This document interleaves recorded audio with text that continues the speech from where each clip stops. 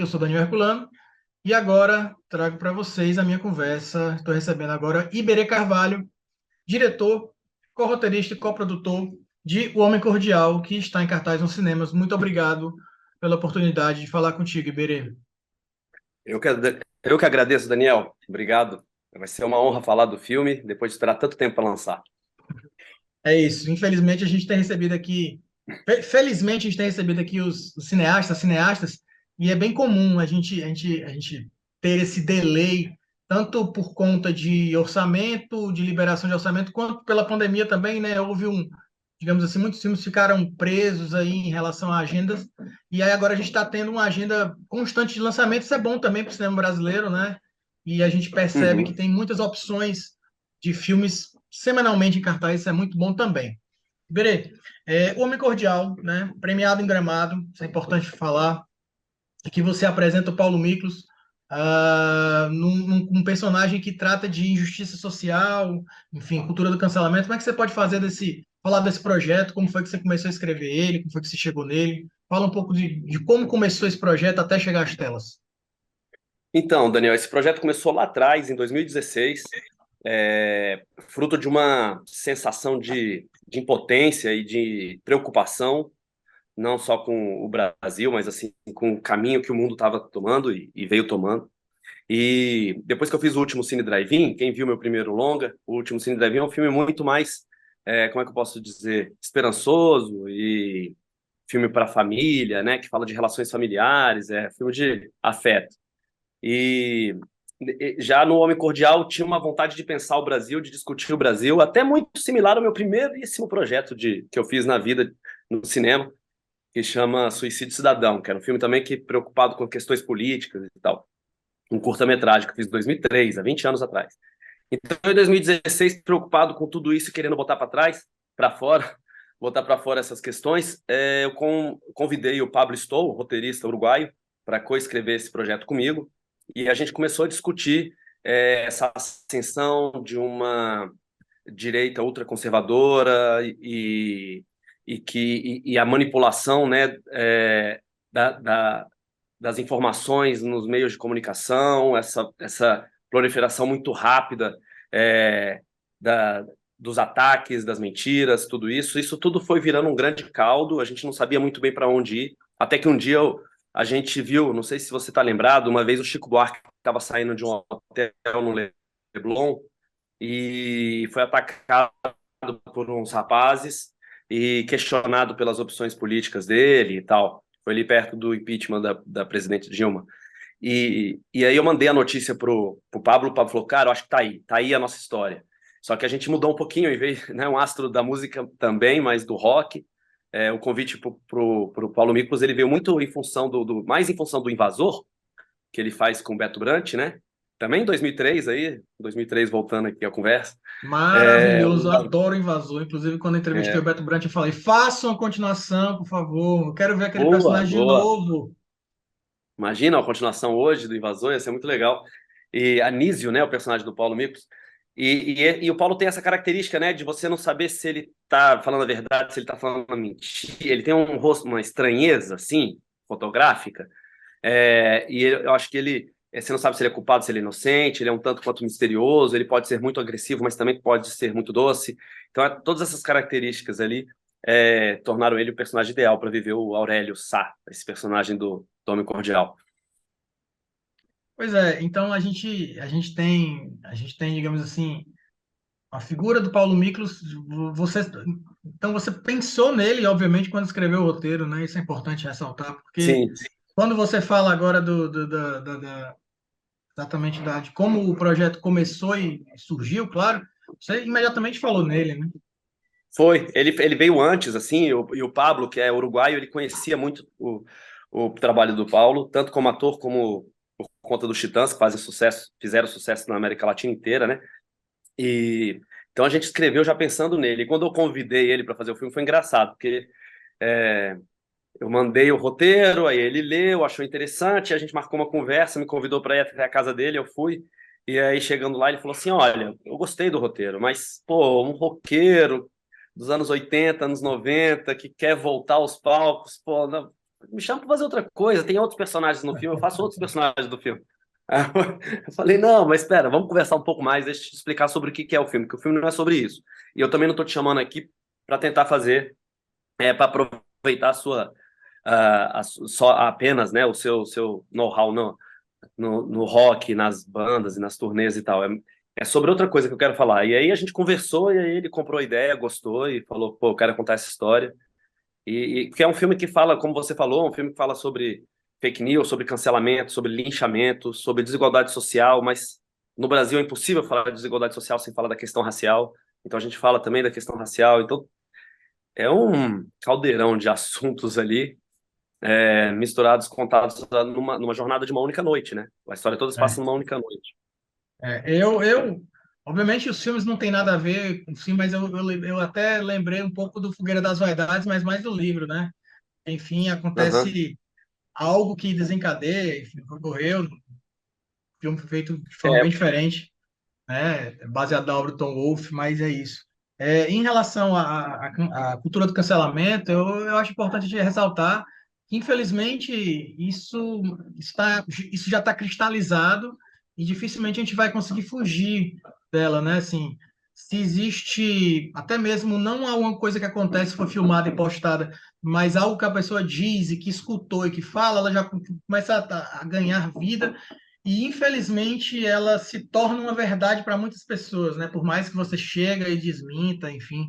E é importante a sim, gente sempre conversar sobre isso, falar sobre isso. Essa narrativa é importante também.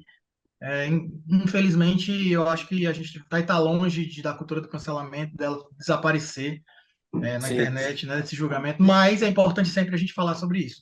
Como também é importante falar sobre a questão de como esse filme, por exemplo, saiu do papel. Você teve algum tipo, acesso a algum edital, algum tipo de financiamento? Você pode falar sobre essa questão que a gente sempre bate aqui no Clube de Cinema, que as pessoas precisam entender que esse tipo de incentivo é um incentivo que volta, que emprega muita gente. Enfim, a gente sim, desenha aqui sim. para as pessoas entenderem. Por favor, você pode falar sobre isso dentro do seu filme Homem Cordial?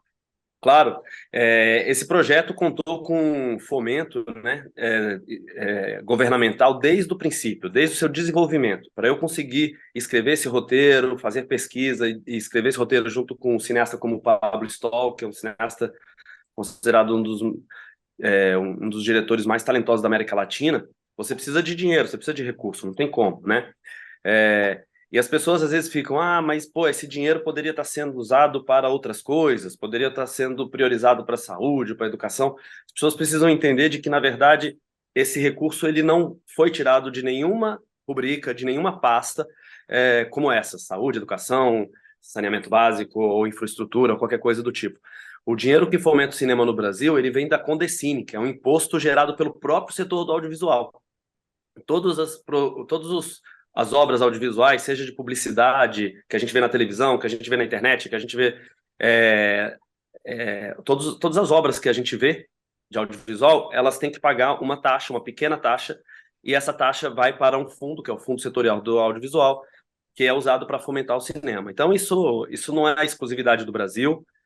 A gente conseguiu fazer essa regulamentação, a gente, quanto país, né, conseguiu fazer essa regulamentação já tem algum tempo, e vários países fomentam, né, o seu cinema, porque é fundamental que você conte suas histórias, que você construa público para o seu cinema, porque senão aí se a gente não tiver produção cultural dentro do próprio país, a gente fica totalmente submetido a uma cultura estrangeira, e aí perde completamente nossa identidade, né? Eu costumo falar, Daniel, o seguinte, que o Brasil é um grande produtor de alimentos, é um grande exportador de minérios, tem petróleo, mas tudo isso outros países podem fazer.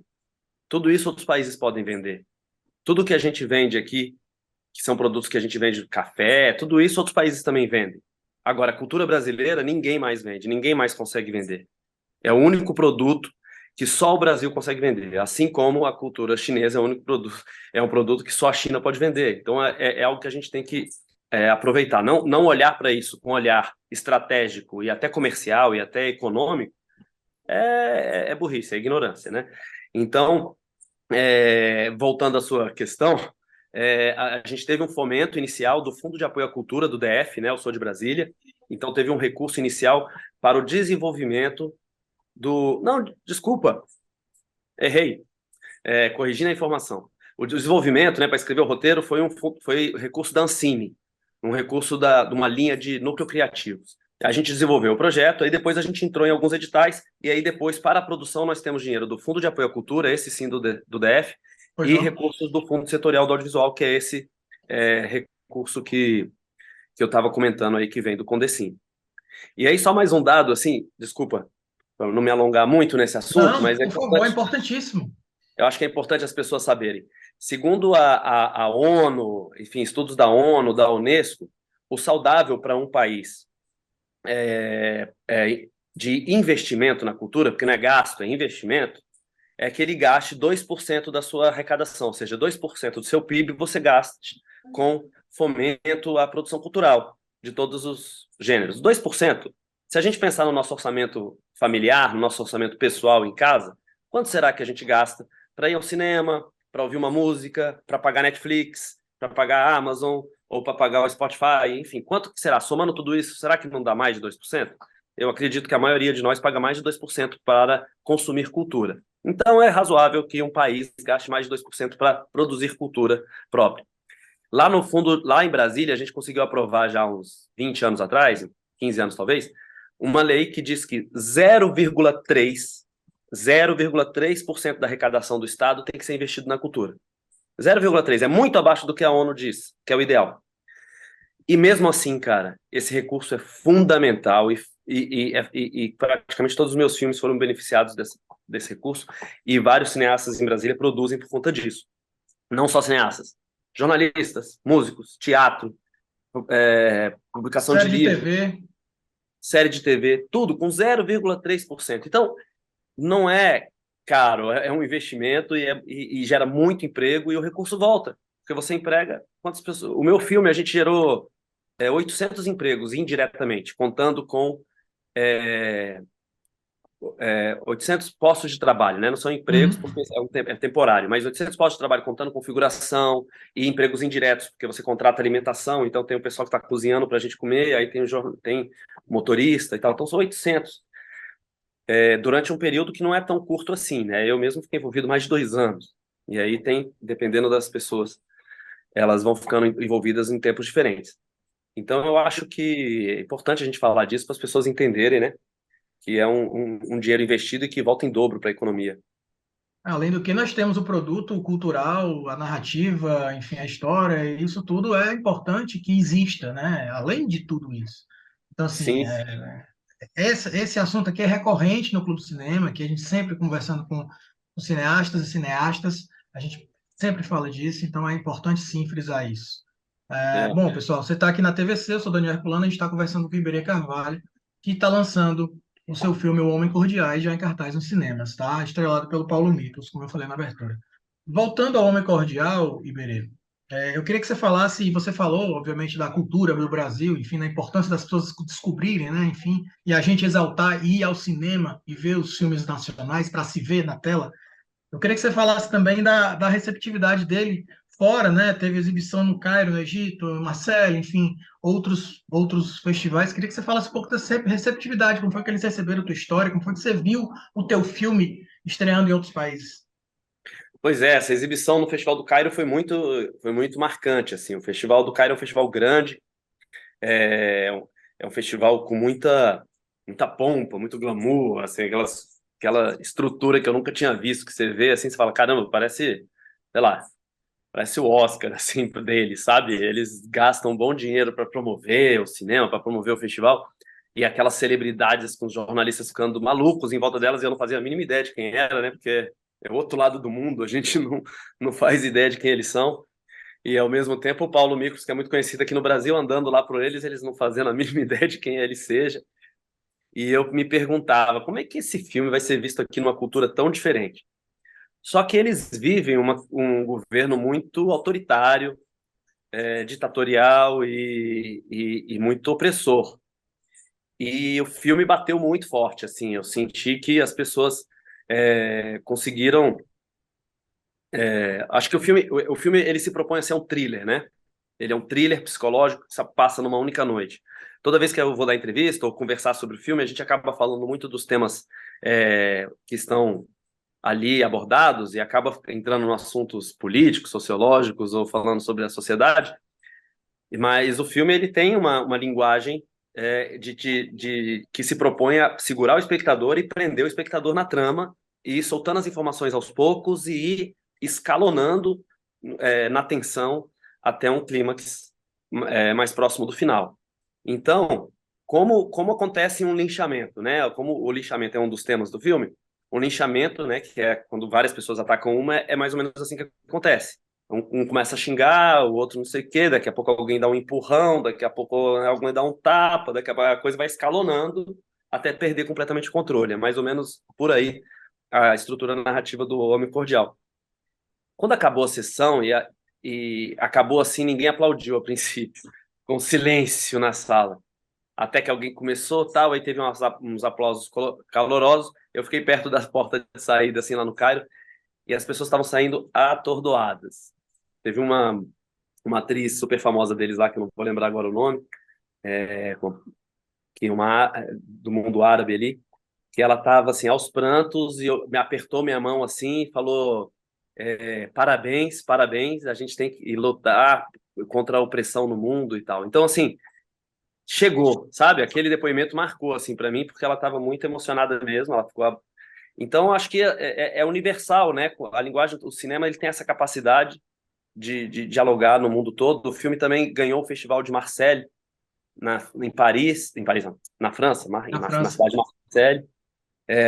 Eu tive lá com o último Cine Drive-In em 2015, nesse mesmo festival. Mas dessa vez agora eu não pude ir, foi só o filme. Mas ganhou o prêmio principal, coisa que o Drive-In não tinha feito. Ganhou o prêmio principal, o Colibri de Ouro e tal. Então, é, ele entrou na Estônia também, no festival na Estônia. Então é legal ver como o filme dialogou com culturas completamente diferentes. França, Egito, Estônia, sabe? Brasil aqui. Então, eu estou muito curioso para começar a ter uma resposta do público, porque hoje em dia, com as redes sociais, a gente acaba recebendo ali, né? Alguém que marca, alguém que critica, alguém que publica uma observação, uma crítica pessoal no seu Instagram e tal. Eu estou também curioso para saber como as pessoas vão receber o filme e queria te agradecer pela oportunidade de ver o filme, a oportunidade de ter esse filme em cartaz, que é importante, né? Para as pessoas saírem de casa, irem ao cinema, ver o cinema nacional, tá? E eu queria que você terminasse essa entrevista. Primeiro, quero te agradecer também pelo o último Cine Drive-In, que eu acho um filme espetacular, um filme Pô, maravilhoso, obrigado. que me levou às lágrimas, tá? Isso aí quem gosta de cinema né, e Uhum. respira cinema, obviamente, tem um envolvimento maior, isso aí é muito importante. Mas o Homem Cordial, de uma forma diferente, como você falou, também toca, né? Machuca, né? Enfim, isso é Uhum. importante a gente falar. Eu queria que você convidasse as pessoas para poderem realmente conferir o Homem Cordial nos cinemas, que é essencial, principalmente na primeira semana de cartaz. Exatamente, Daniel. Assim, a gente vive uma batalha para conseguir botar os filmes brasileiros nas salas de cinema. E se o filme não vai bem no primeiro final de semana, ele tende a cair. Então, às vezes a pessoa fala assim: eu quero ver esse filme, eu estou muito interessado, quero ver esse filme, eu vi falar bem. Mas deixa para ir na segunda, na terceira semana, e aí às vezes não encontra mais. E fala: poxa, quando eu fui ver, não estava mais. E se a pessoa tivesse ido no primeiro final de semana, ele estaria disponível na segunda, na terceira para outras pessoas. Então é muito importante, porque a conta que os exibidores fazem é muito simples. Se a sala fica vazia, eles tiram o filme. E a gente ainda tem a triste notícia de que na final de semana seguinte entra uma sequência aí gigantesca, que provavelmente dominará quase todas as nossas salas de cinema. Então, eu faço o convite aqui para vocês para assistir, quem quiser assistir o Homem Cordial no primeiro final de semana, a partir do dia 11 de maio, e também que, se você gostar, compartilhe nas suas redes, faça o boca a boca, porque quando a gente não tem grana de marketing, grana de investimento, como os filmes estrangeiros têm, a nossa arma é o boca a boca. Então a gente precisa que cada um fale com seus amigos, com as suas pessoas, indiquem um para o outro, para que o filme seja visto. E é isso, é só me procurar aí nas redes sociais, a gente tem o Instagram do filme, é @o-homem-cordial, lá a gente vai publicar qual sala, em cada cidade o filme está, E se quiserem me procurar também no Instagram, @iberecarvalho, eu vou adorar ter um feedback de vocês. Muito obrigado. Obrigado, Iberê. Pessoal, vamos ao cinema, vamos ver o cinema nacional, isso é importante. O Homem Cordial em cartaz nos cinemas. A gente volta para o segundo bloco. Tchau. Valeu!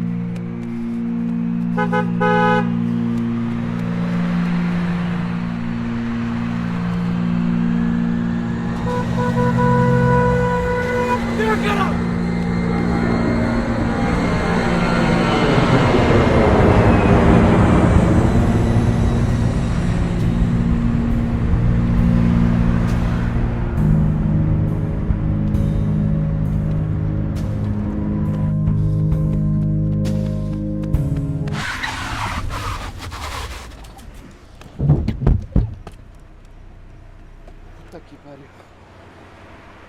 Que merda, cara. Que agora vai fumar esse circo aí, cacete.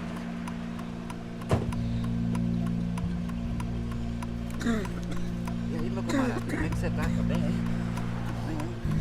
Você se jogou no meu carro, né, cara? Que isso? Quer ajuda, Vem cara? cá. Não, peraí. Tá tudo certo, não tem nada pra ver aqui não, tá tudo bem. Vem cá, levanta aqui, vem. Não machucou não. Não, pode deixar que eu tô com o meu carro aqui, eu levo ele. Pode ficar à vontade aqui, gente. Não, mas tudo bem, eu tô ajudando ele. Pode ficar à vontade. Não tem nada a ver não. Tá? Obrigado, gente. Cara, esqueci.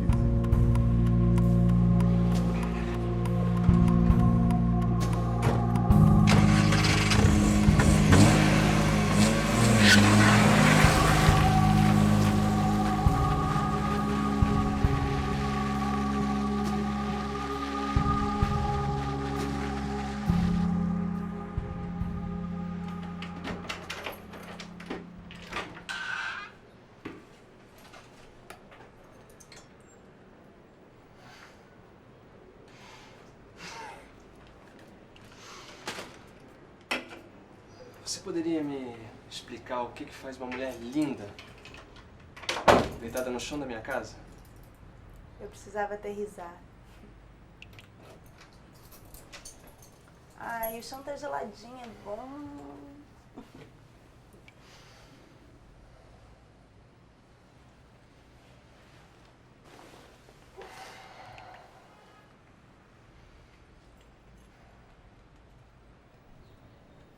E dessa vez você fica até quando?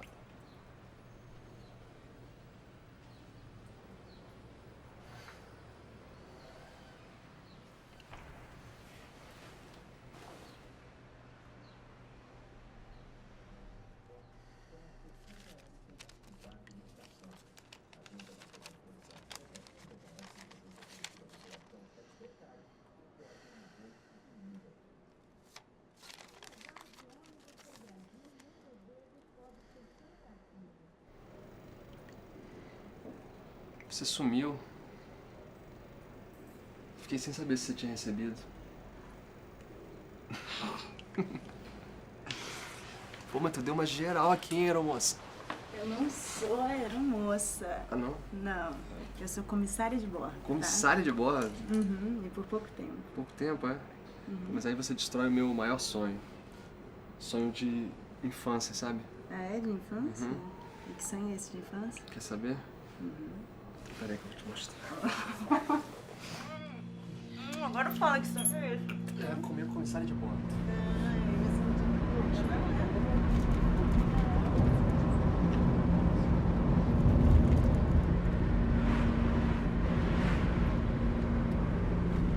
Você podia ter causado um acidente aqui, meu.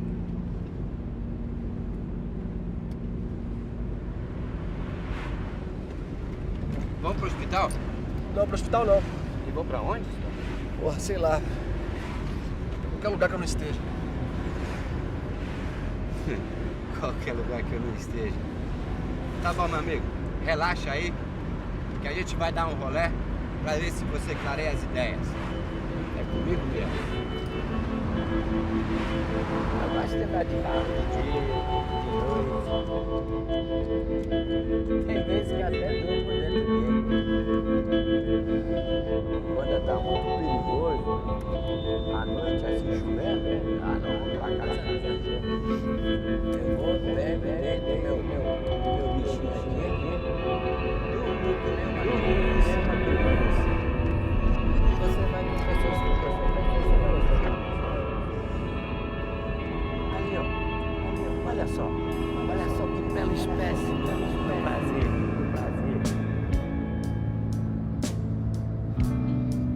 Uma moça como essa, deixar qualquer um de boa. Talvez seja isso que esteja faltando pra você.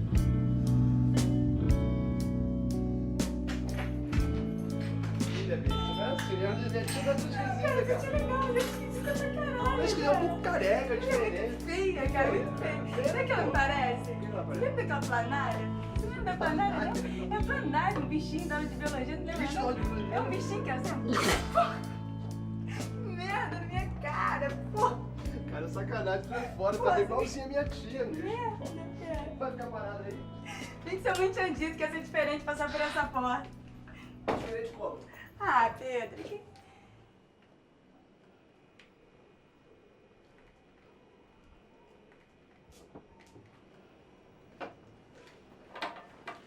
Elisa, você viu aquela minha camisa azul, cara? Sua camisa azul? É.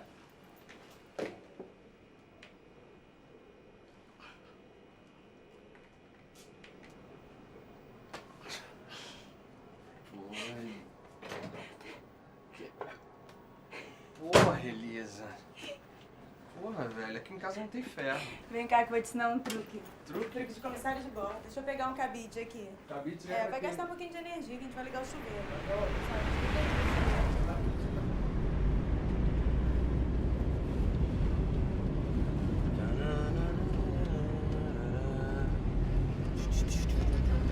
Ih, olha só, agora você vai se divertir. Se você não sair dessa fossa agora, você não sai nunca mais.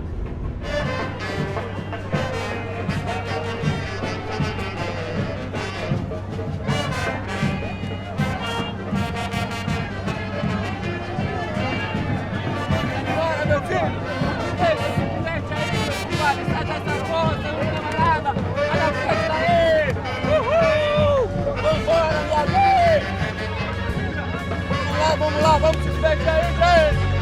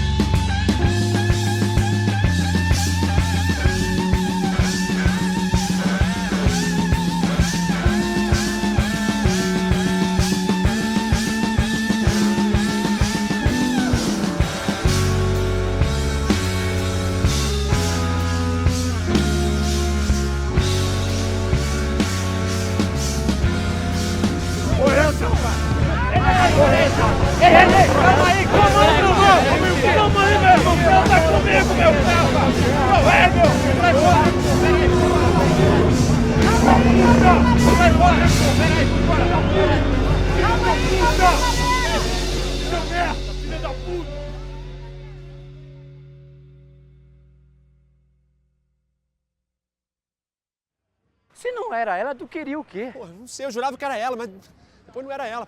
Que isso? Eu não tenho mais idade pra isso não. Tu viu o tamanho do cara ali? O que isso? Você quer se matar? Sobe naquele prédio ali, ó. Sobe lá que eu te ajudo a te empurrar. Porque isso aqui, pô, eu não tenho mais idade pra isso não. Eu vou dormir. Dá uma cervejinha aí, meu.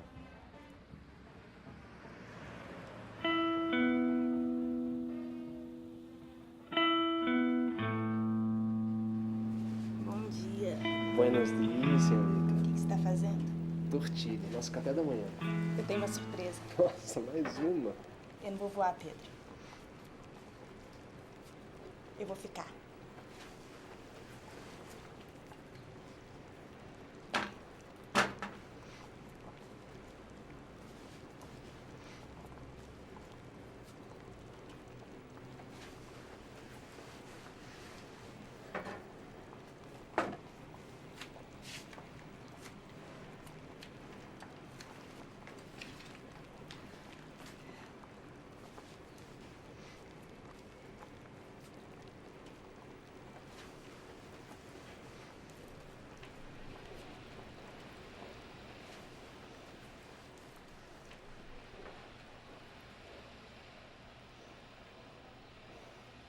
Como assim?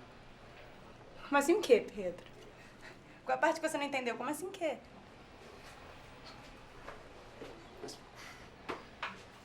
Tu não... Vai largar o emprego, cara? Não tem um voo te esperando? Pô. Caralho, Pedro, você sabe que eu não aguento mais trabalhar com isso, cara. Eu quero largar essa porra. Pedro, me escuta. Aquela chave foi o presente mais lindo que eu já recebi. Eu não quero mais fugir, eu quero ficar aqui com você, eu não sou mais criança. Quero passar esse carnaval com você. Quero, sei lá, quero ir no domingo na casa da sua mãe com você. Quero ficar tocando violão contigo até de madrugada. Quero, sei lá, passar o Dia dos Namorados, o Réveillon, o Carnaval de novo.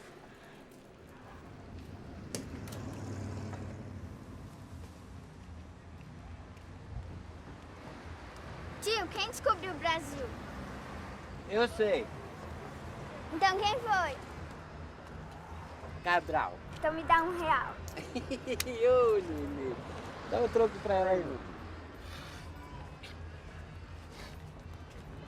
Vem cá, meu amigo. Por que você não liga logo pra essa vagabunda? Ô. Caralho, meu celular, porra. Porra, bicho. Você deixou no carro. Sua mãe te ligou uma porrada de vez.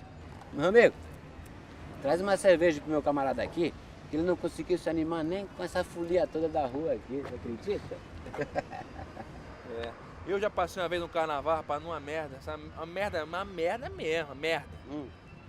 Isso foi em 60 e... Ah, não sei, eu tinha uns 5 anos, assim, com uns 5 aninhos. Lá em Curralinho, na minha cidade.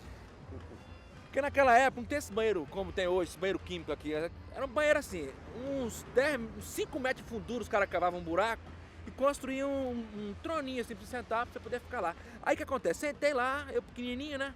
Sentei, fazendo força pra dar, escorreguei e caí lá dentro. Aí, podia estar com desse pra poder me proteger, mas não, tava só levando na cabeça. Aí gritando. Até que chegou uma gorda, a bicha tava com uma diarreia da porra, começou aquela merda a cair em cima de mim, eu desesperado. Rapaz, isso é que carnaval de merda, você não sabe o que é isso aí. Opa, são as duas. Isso aqui é merda.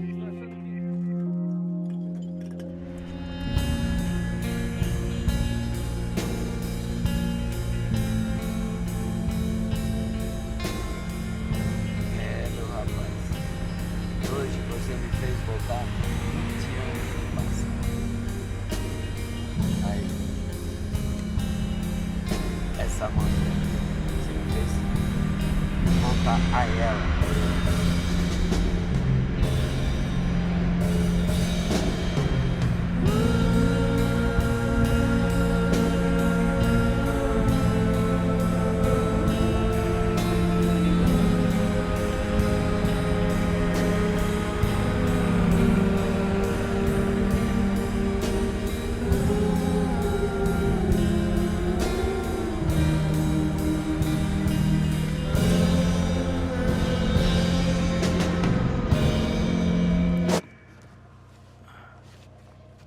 É meu, 63,80.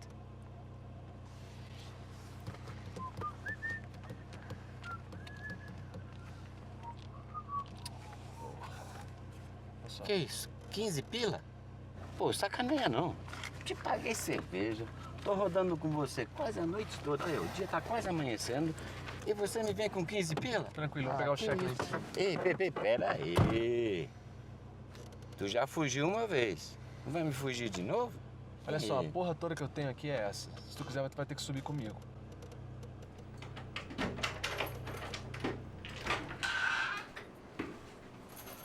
Eu vou lá no quarto buscar o cheque. Tá bom.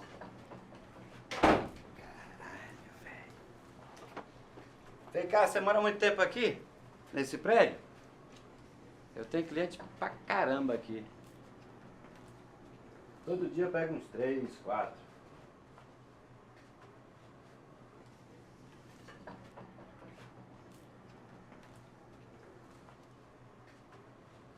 Ih, eu conheço sua namorada. Ela mesmo. Caralho. Ela tá linda nessa foto. Se saudade matasse, eu tava era morto.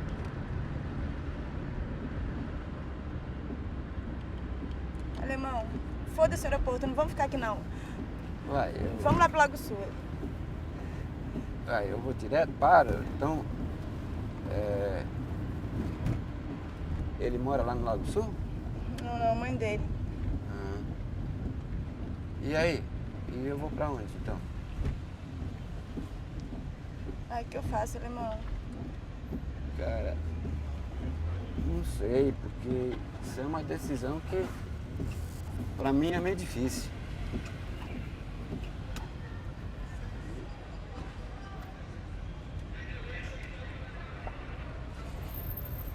E aí?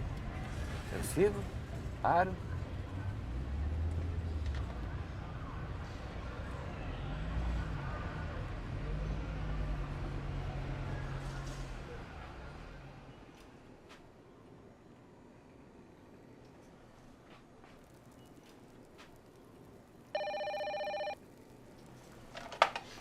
Oi, seu Raimundo.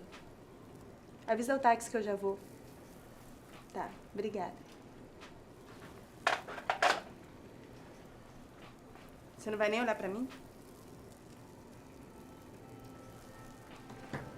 Eu teria passado todos os carnavais com você.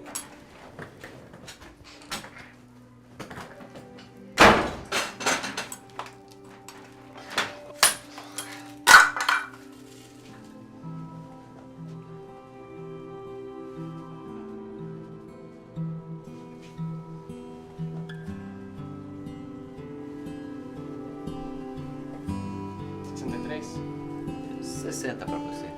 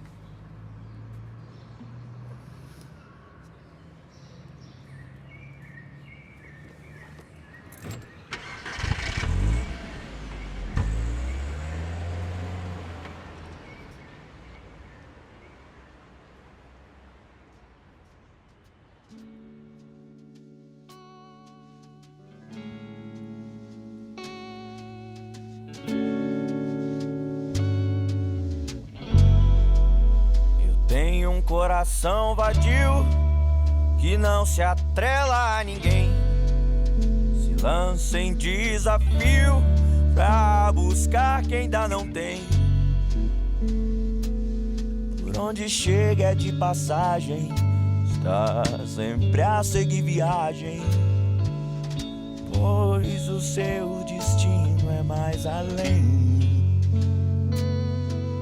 Rompe regras, corre trechos, a esperar por um desfecho. Cego segue a trilha que convém. Sonhador